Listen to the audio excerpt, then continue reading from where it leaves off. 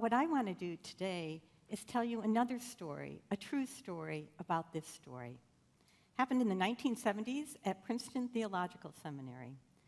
A group of folks just about ready to graduate and become ordained were given one final assignment, that they were to prepare a sermon on the story you just heard, the Good Samaritan.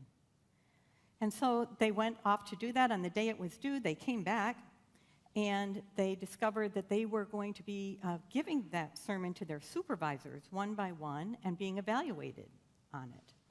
But what they didn't know was that they were part of a broader research project designed by social psychologists at Princeton. And the research wanted to look at the connection between time pressures on a person and our intention to do good, to have behaviors that were kind, that were merciful. Now, the students didn't know that, but I figured I can tell you that that was what was happening behind the scenes. So they arrived there the first day, or the day when the assignment was due, and they were to go off and be delivered the sermon on the Good Samaritan. And then they were given additional assignments. About a third of the group was told, you're already late. The supervisors are waiting for you to evaluate your sermon. You got to go. Hurry. Get to the place. And they gave them the place on campus. Everyone went to a different room. Off they went.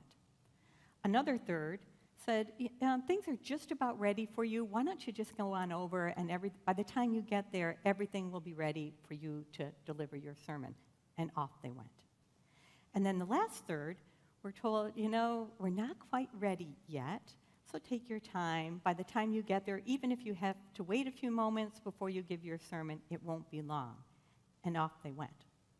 Now everyone, no matter what route they took across campus, encountered a man that looked pretty destitute. He was slouched over and he was coughing. How many people stopped to help that man? Of the group that was in a hurry, 10%.